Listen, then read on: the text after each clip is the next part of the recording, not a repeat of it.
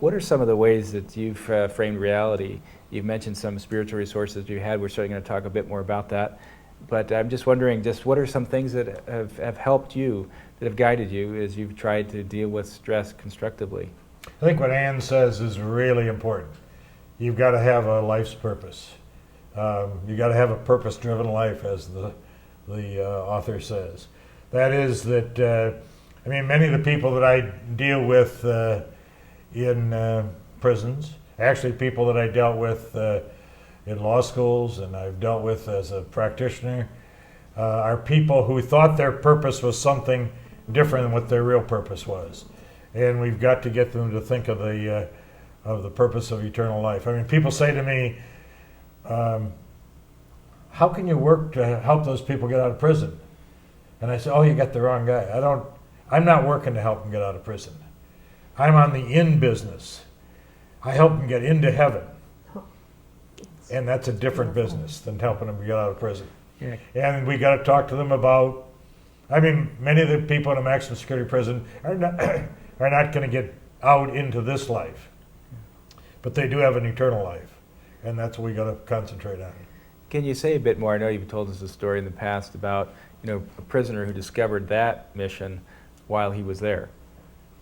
I had a guy say to me, they call me Doc, and he said, Doc, I'm going to spend the rest of my life in this institution, and which is true about it. He's been there 39 years now. He said, and I'm going to spend the rest of my life here helping my fellow prisoners get to heaven. I know I can't go, but I'm going to help my fellow prisoners go. I said, well, I appreciate what you do, but why do you think you can't go? He said, oh, Doc, I've told you what I did to get in here, and God doesn't want a bad man like me. And I said, well, I don't know very much about God, but I do know two things. One is he's all forgiving. He's already forgiven you.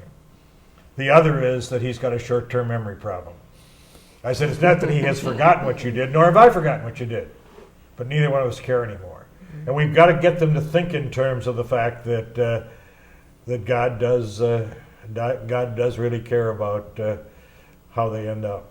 What I think is also so beautiful about your story, Father Dave, is the way that he was ministering to his fellow prisoners. And I think there's a profound lesson in there that for us as well, I think, in terms of how do you deal with stress, to find a community for yourself, to find friends, to rely upon family, to reach out to others. I think what intensifies stress always is when we feel we are alone. Right. And when we feel perhaps that even God has abandoned us, then I think that stress becomes really very difficult to bear. So. And no one ever had told this guy that he could go to heaven. Mm-hmm. In fact, he ended it by, I said to him, I hope someday I'll get to heaven, and when I do, I expect you'll be there to greet me.